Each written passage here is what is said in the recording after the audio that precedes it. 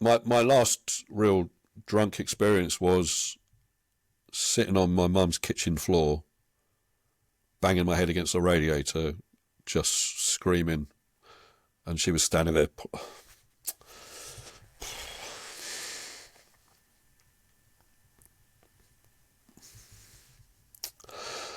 Just pulling her hair out, you know.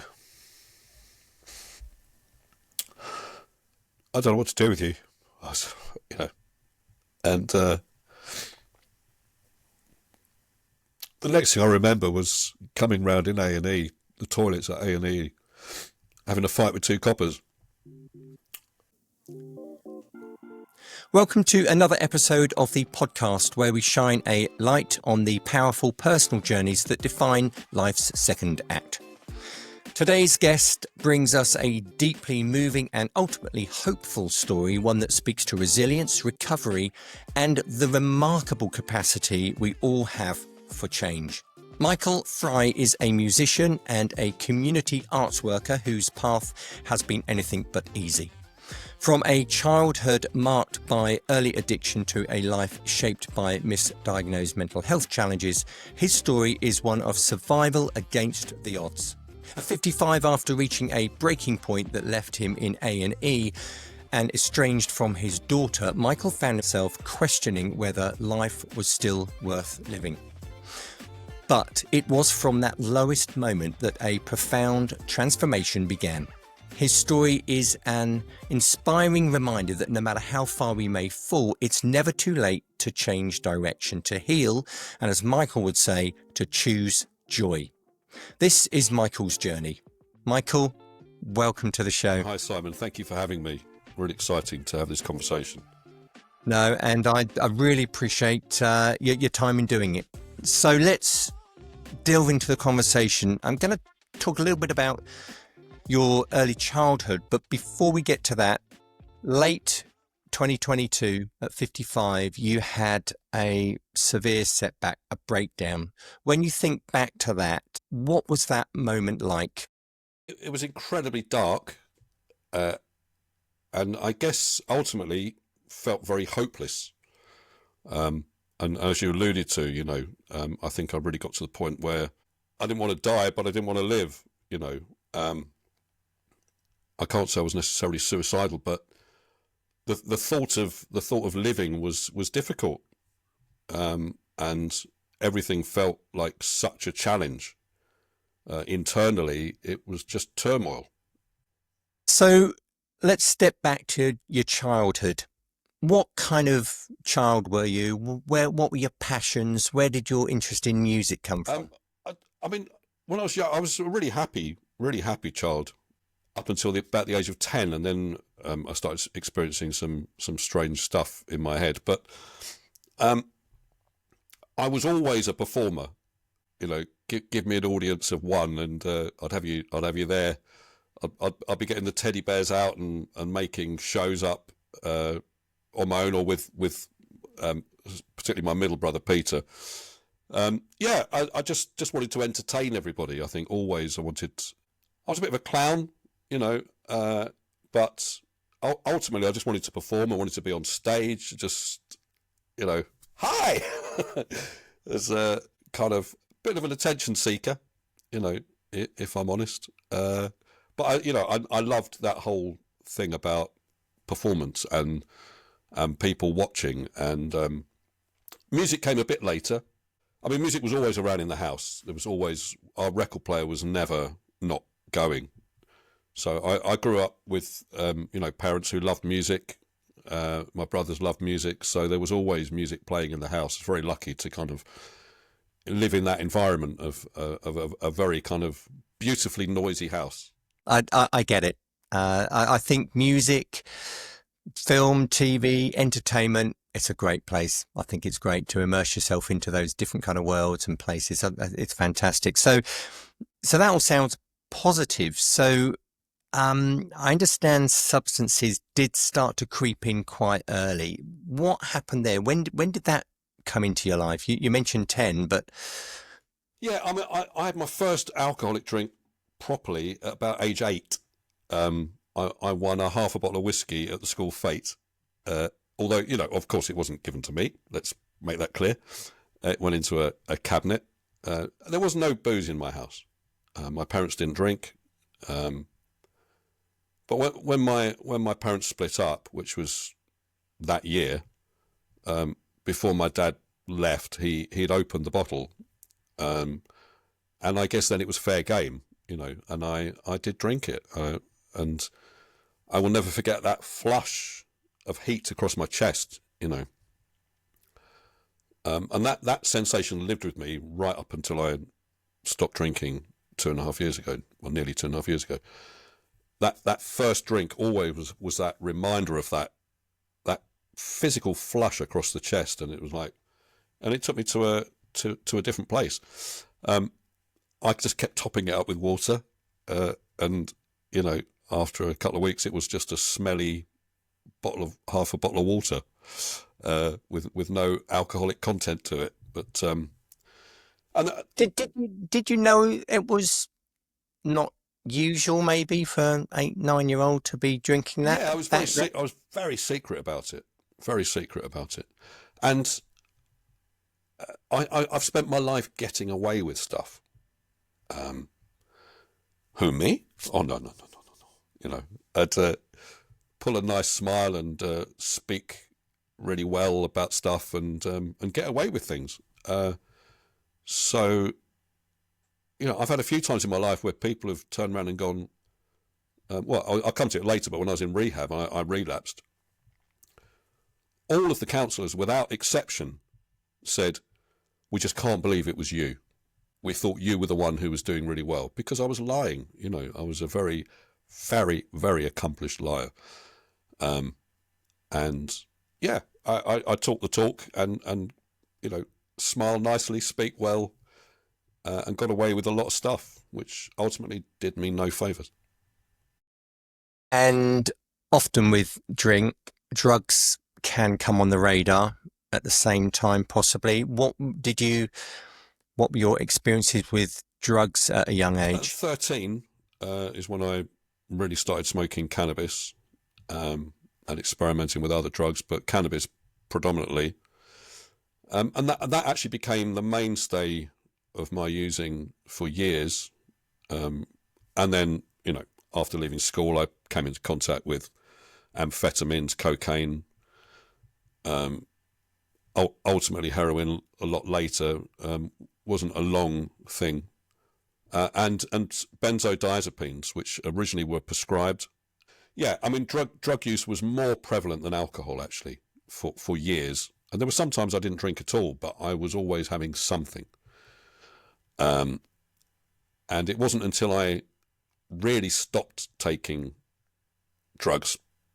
I mean, I was still taking prescription codeine and painkillers and stuff and getting hold of them in other ways. But the booze didn't really I didn't drink alcoholically until I stopped taking drugs. Interestingly, just swapped over, one day I stopped smoking cannabis after years and years of years, knowing it was killing me. My mental health was appalling. But the day after I stopped smoking cannabis, I started drinking 2 bottles of white wine a day. It was pretty seamless. How did the drinking and the drugs affect your friendships, your relationships in those teenage years? Friendships, not so much. I mean, I worked. Once I left school, I worked in the music business. I mean, drinking at school was pretty heroic. We made some homebrew in the squash courts one night at 1 o'clock in the morning, making homebrew, which we then hid around the school in those big orange gallon containers. And it came to drinking time, and everyone was like, "This is disgusting," and spitting it out. And I drank pretty much a whole one of those, and drank the yeast sediment at the bottom, and was very, very ill, almost in a coma. The first time that I'd really just gone too far.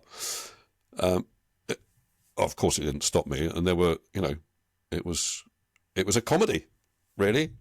It became a bit of a comedy, but not inside, not internally, externally it was a comedy. Inside, of course, I was struggling, and hiding it through humour and being the joker and the clown, always. So how did that environment and what you were going through, how did that play out in your 20s and into your 30s? How did it affect life? Yeah, I mean, relationships were just pretty impossible. I mean, my first long-term relationship was a long-distance one, which served well because I didn't have to deal with intimacy.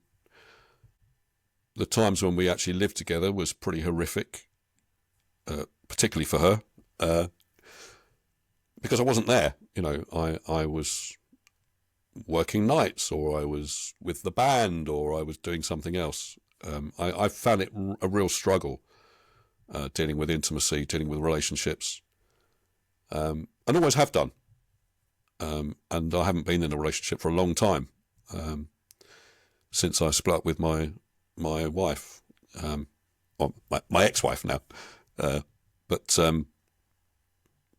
yeah, which was that's nearly 8 years ago this year. It'll be 8 years ago since we separated, and I've not been in a relationship since. Quite purposefully, I think.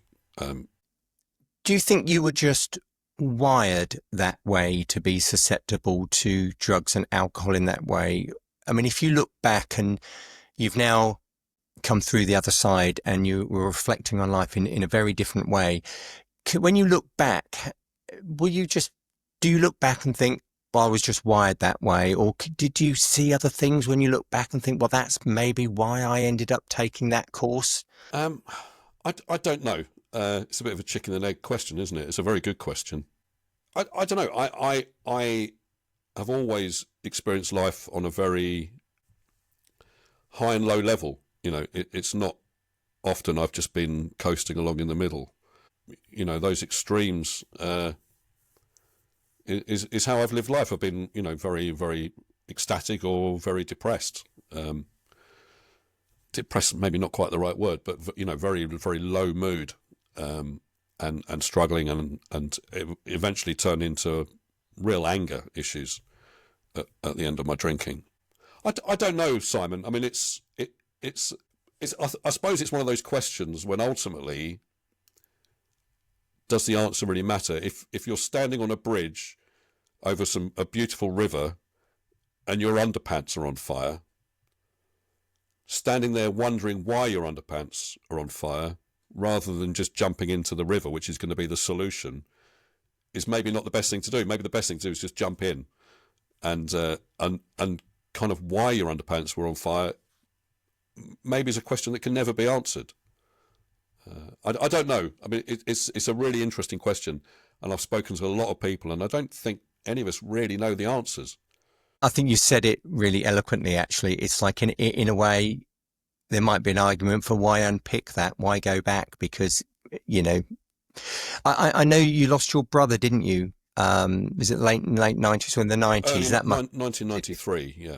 Yeah, that must have affected how you were. Was he an older brother or a younger brother? I'm the youngest of three. So Peter was my middle brother, and was 15 months older than me. And we were inseparable, really. We loved the same music. We had a lot of the same friends. And we kind of did everything together for quite a long time. So yeah, it was tough. His mental health was, you know, became very, very bad. I mean, he started smoking cannabis same time I did, and for him it seemed to unlock psychosis, and, you know, he ended up being diagnosed with schizophrenia, and actually died as a result of his care, which was, you know, I won't go into the story particularly, but I mean, it was very tragic end to a beautiful life. But yeah, so he died in 1993. I remember it, August the 3rd, phone ringing, 7 o'clock in the morning, and I kind of knew something was up. It gave me a green light, though. You know, that was the green light, just to do what I wanted. Nobody could tell me, you know, not to drink, not to take those drugs, not to. I'm in pain. You know, can't you feel my pain? You know, my poor mum. You know, I just added to her problems. You know, she was grieving, and I'm stamping my feet and banging my fists on the table, going, "What about me? What about me?" And that's a pattern that has kind of continued. That kind of petulance through addiction, and I say, you know, misdiagnosed mental health stuff, being told that I was just suffered with anxiety and depression, which I kind of knew inside wasn't true. And I eventually ended up with a diagnosis of EUPD, which is emotionally unstable personality disorder. Used to be called borderline personality disorder, but it got renamed, certainly in Europe. I think in America they still call it PDP. But and that's been quite a revelation, getting the right treatment and actually understanding a lot of stuff around my behaviour and how to manage that. You know, like I said, that extremes of emotion. It could be that I was having a great day. You might say one thing to me that I construed as negative, particularly in relationships. I love you, I love you, I love you. Oh my God, what did you say? That's it. We're through, we're finished. Absolutely finished. I never want to see you ever again. I mean, it's that quick. and for the person you're in a relationship with, it's brutal, you know, absolutely brutal just to go, what happened? You know, I've had relationships with people where everything's been beautiful and then I've just not ever rung them again, you know, and they've been left going, what happened? And I have just walked away, and never made contact, you know, and that must be, to be on the receiving end of that, pretty horrific. I mean, it's pretty horrific being on the giving end of that. The guilt, shame, remorse, all that stuff that I've lived with, you know, it just adds to it. So it's that kind of catch-22 where you're on the hamster wheel where you just keep going round and round and round and round and round, and just adding more stuff in, with seemingly no ability to shed any of it. You know. Does that guilt and shame that you mentioned there, does that show up as you're being like that, or is it 24 hours later, a couple of days later, that you then look back at that situation? Do you know you're being like that at the time, but still can't get out of it? Yes. It's like being an observer, watching this thing unfold, just going, please don't do this. Please don't do this. You know, one voice is going, please don't do this. And another one's going, I'm going to do this. It's pretty intense when that's happening. And actually to gain some understanding about it, has been extraordinary, because it at least I have the tools now to go, hang on a second, you know, what I'm thinking here is not correct. This isn't true. Take a breath, step back. And that has been so transformative, you know, being able to do that. You mentioned about relationships and the difficulties, but you did go on to get married and you had a child. Talk me through being married, those early days, what that was like, and then obviously with your daughter. It's a difficult question. And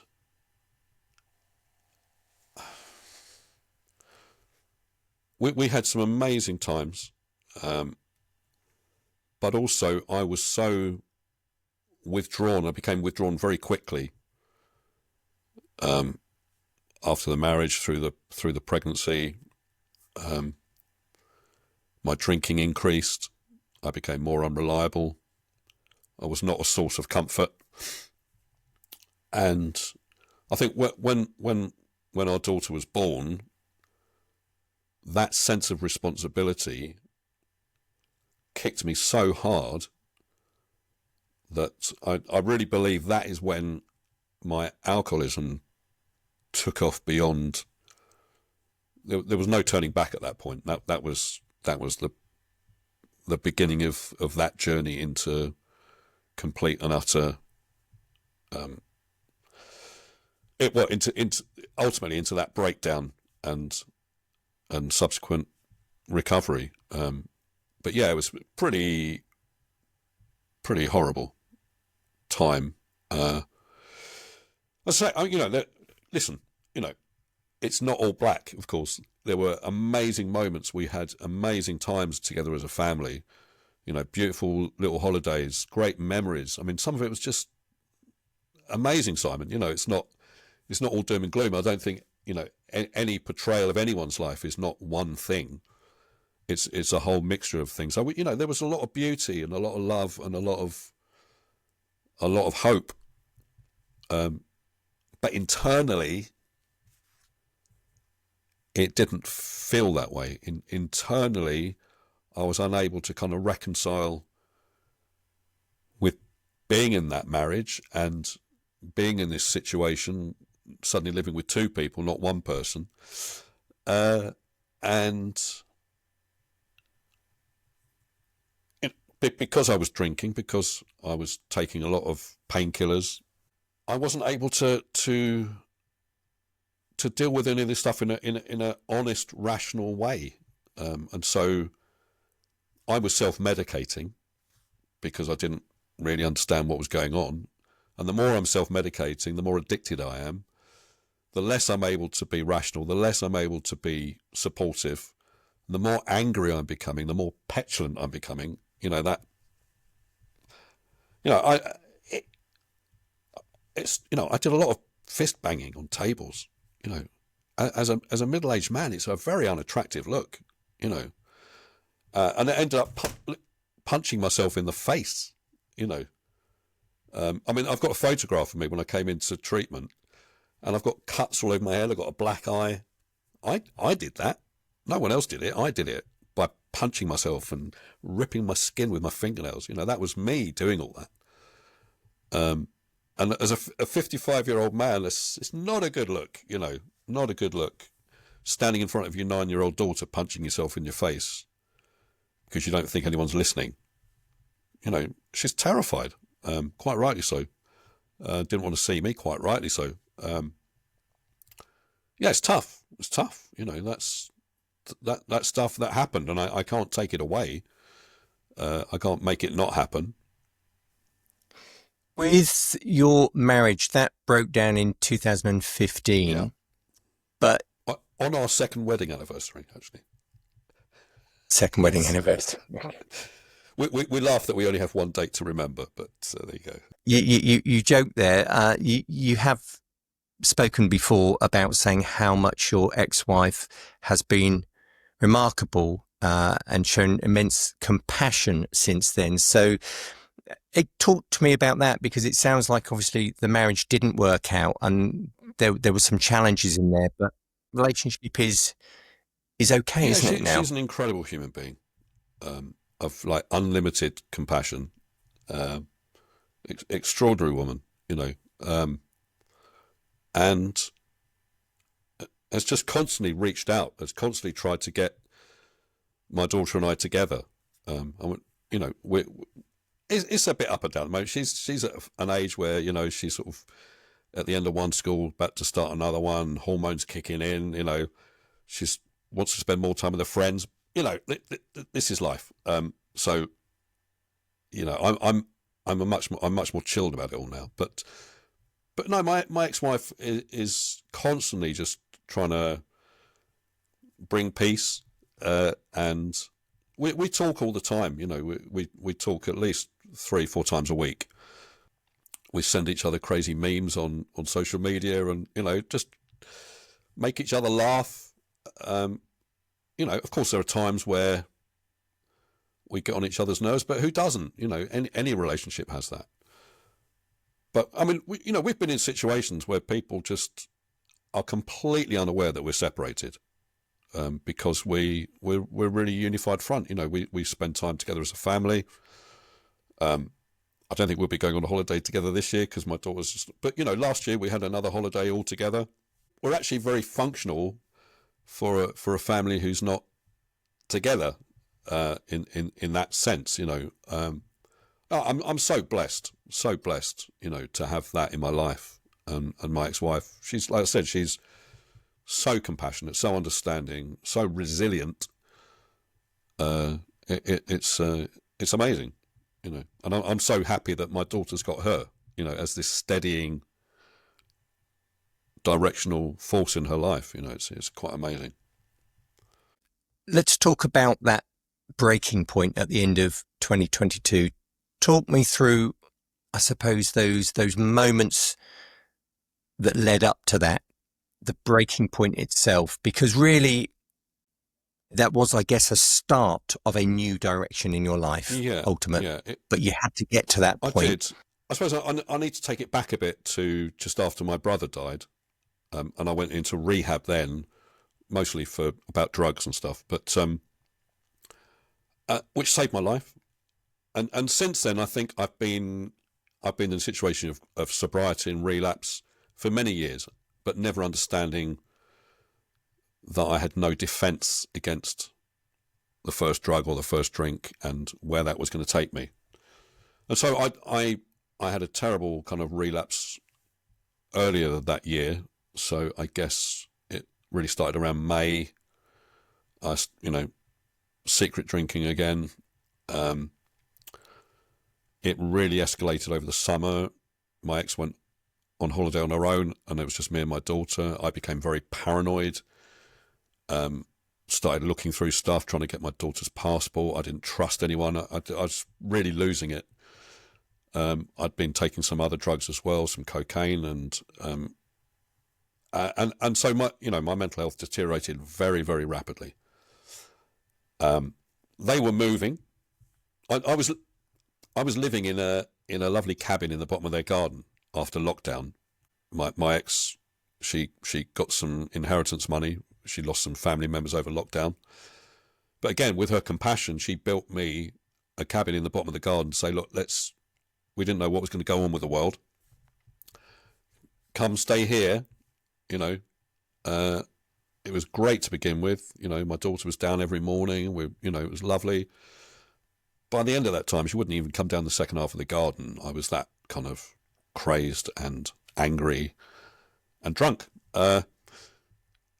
So yeah, it was a really, really tough time. They were moving from there to another place. Of course, I wasn't part of the plans of their move, and I was just not capable of arranging my own situation. So I didn't manage to get anywhere to live.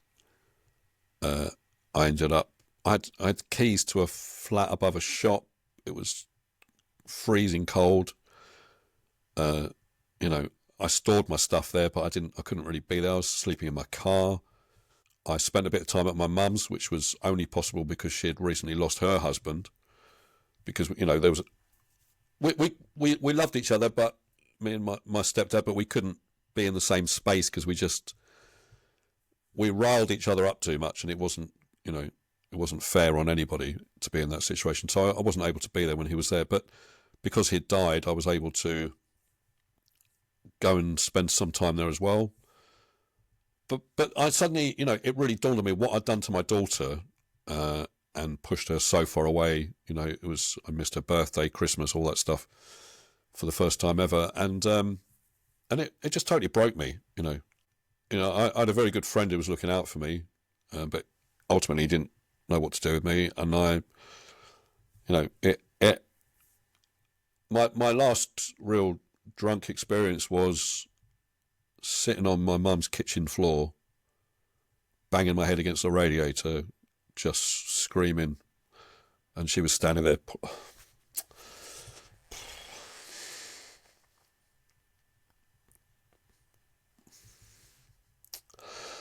Just pulling her hair out, I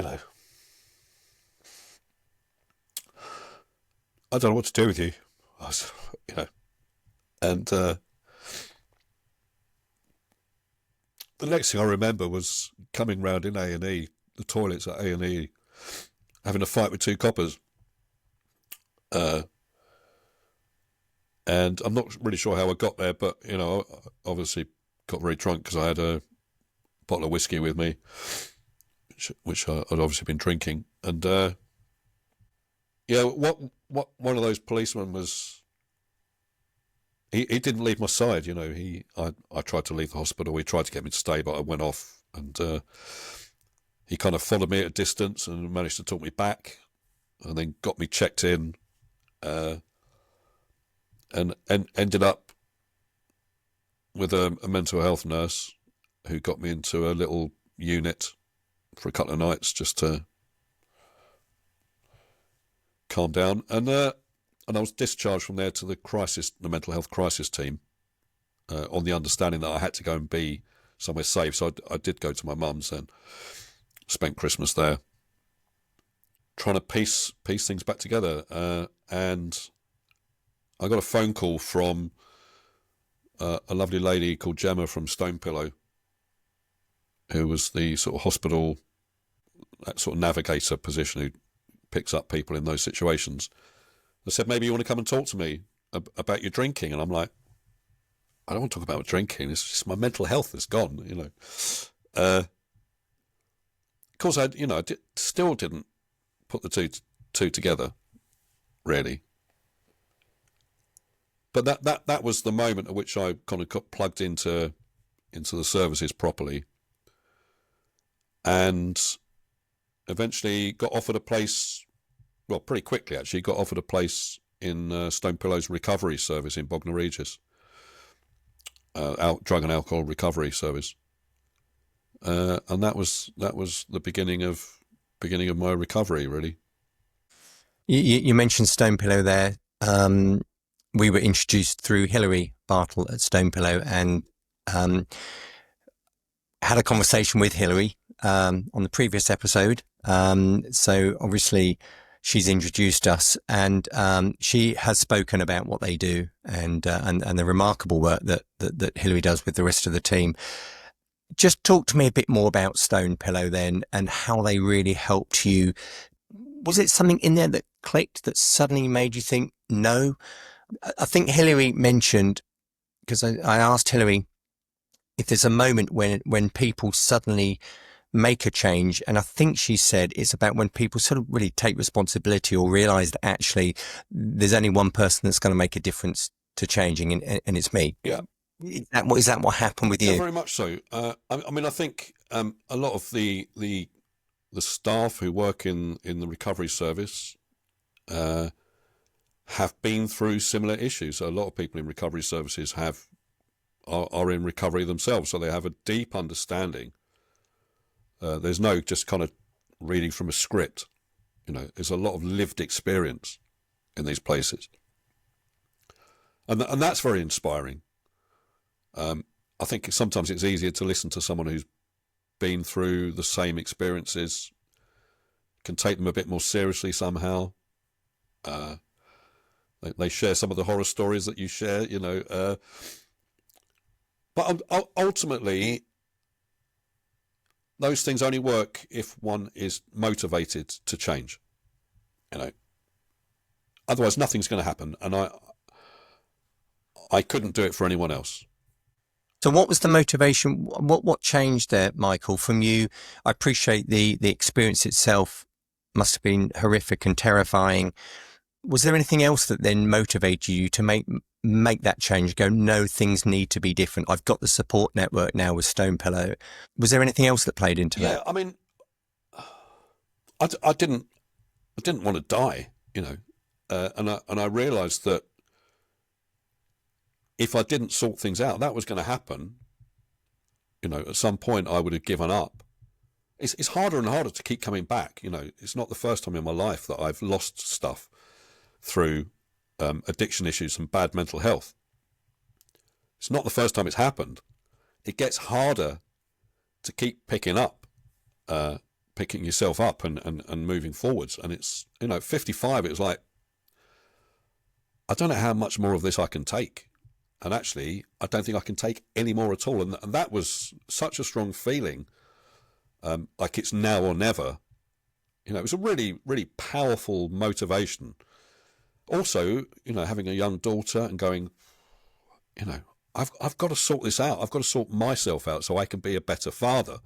I can be a better friend and co-parent with my ex. You know, I can be a better son. I can be a better friend. I can be all those things. But I can be a better version of myself ultimately, and I want to be that. I don't want to give up. I don't want to throw the towel in.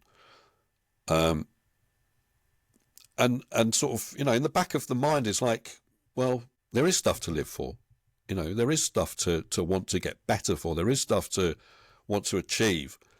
I think a combination of all that stuff was an amazing motivator for me to want to throw myself into, what have I got to lose? What have I got to lose? I'm being offered this olive branch to my life, to recover my life. It's not about just recovering from, taking drink and drugs. That's the easy bit. That's the tip of the iceberg.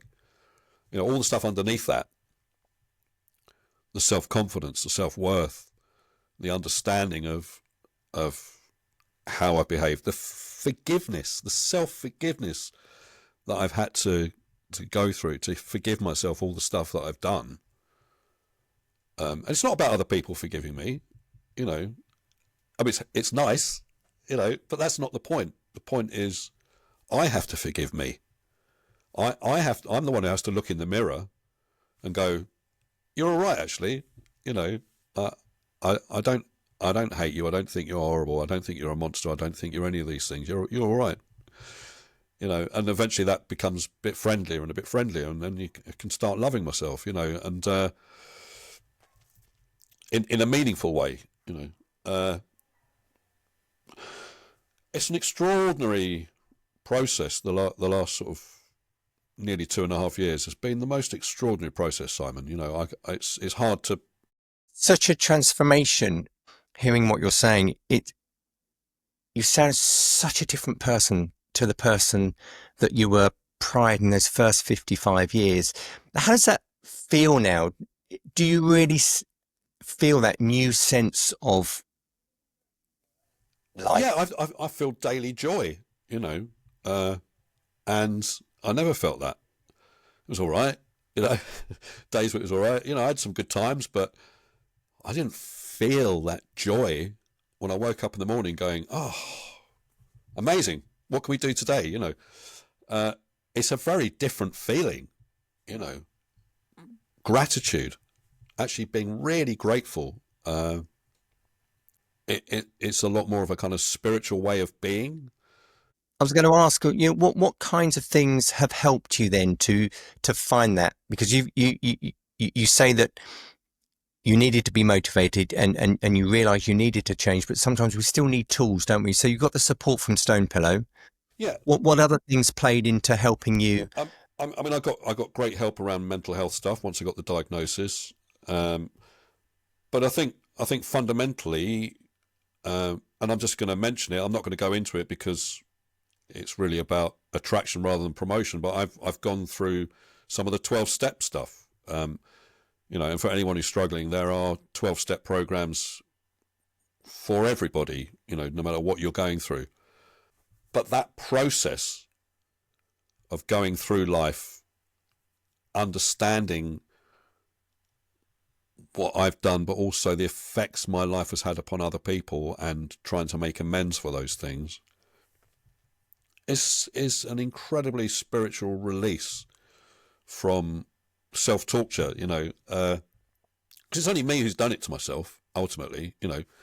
Everybody has life happen to them, I'm not special or different in that respect. It's not like my experience was so bad. That's not true. My experience is my experience, your experience is your experience, and the way I've interacted with those experiences is what took me to my knees. I didn't always understand that, and I think that's what's changed, is now I have an understanding of why some of those things happened, why I've behaved in some of the ways I've behaved. And like you said, I've learned new ways of dealing with that, new tools to cope with it. I've got a network of people I can ring up at any time of the day or night, which is incredible. To have that kind of resource in my life is extraordinary. And the bulk of that is completely free. It's not paying for loads of therapy, going to 12-step meetings. That stuff is free. It's there. It's readily available to anybody who wants to access those things. And so, You know, what a blessing that is. And then to be able to give back. So I'm now on the board of trustees for Stonepillow as someone with lived experience. And so what a beautiful way to be able to give back. I was going to say, how does that feel now that you can give back and share your story and then hopefully make a difference to other people? That must... Do you know what, Simon? I feel like an adult at last. Really, it's like, wow, okay, I'm an adult now. I say it kind of slightly tongue in cheek, but it's true. You know, it's like, well, that's a beautiful responsibility to have, and what a beautiful way to give back. So when you reflect on your journey, Michael, midlife, the uncertainties, the difficulties, the opportunities, the challenges, it's a real mishmash of what can happen. And midlife might be 40, it might be 60. It's a real broad brushstroke. But when you reflect now, because you're in midlife still. Thanks. Okay. And and you've been on a journey and you have had a rebirth, I suppose, a new Michael. How do you feel when you look back on the journey that you've taken? Now, don't get me wrong, all of those parts of the journey have played into who the person that you are. But how do you view yourself when you look back and to where you are now? It's hard to understand why I chose to struggle so much, and I didn't realise it was a choice. I think that's the difference. Now I feel like I have choices. I don't regret any of that. You know, I don't sit here and go, if only I'd done it earlier. You know, I feel that's a really weak position to have, because ultimately, all we ever have is this moment. That's all I have in my life is now. Talking to you right now is all I have in my life, and it's pretty good. You know, I feel really privileged to be able to sit here and have this conversation with you right now. That is my life. You know, in this moment, that is my life, and it's a very beautiful thing. I've had a lovely breakfast. I've got drinks. I'm comfortable. I'm talking to you now, and I think that change in my mindset just takes all that pain and all that stuff away, because it doesn't exist anymore. I'm not living in the past, you know, because I can only live in this bit, this today, the present. You know, the phrase "one day at a time" is the ultimate freedom. That is the ultimate path to freedom. You know, just live one day at a time. I can't feel shame, remorse, guilt about yesterday. Worrying about tomorrow is not going to make today any better. It's not going to do it, you know. And learning to live in this moment is the most revolutionary and the most freeing thing I've ever done in my life.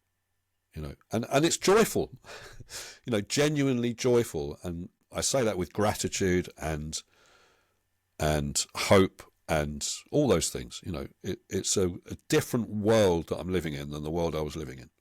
I think that's a really nice place to leave it. I'm honoured that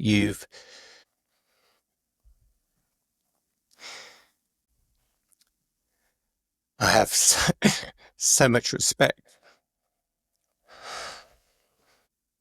for the journey that you've been on, and for you to be able to share that with me and with the people who will listen to this episode. And I hope that your story allows others to take some comfort in your story. And it's just so lovely to have seen you come through to be the person you are now. And I just want to finish on a positive. Just tell me, Michael, what you've got to look forward to in your diary, whether it's with Stonepillow or a walk along the beach, or what are you looking forward to as you move forward in this new stage of your life? Well, my work is really important to me. As a musician, I work with people with special needs as the bulk of my day job, and that work's going incredibly well. And I'm really lucky. I'm freelancing for a wonderful charity called Waves Music Therapy, based in Worthing, doing quite a lot of work for them.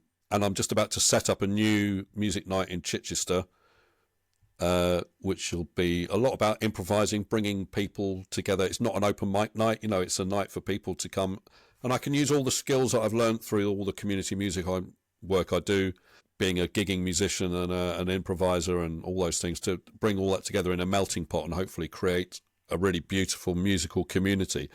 And it's community which excites me, in whatever way that comes, because we need community. We saw the ill effects of lockdown. I won't go on about it, but we know how bad it is to not be in community.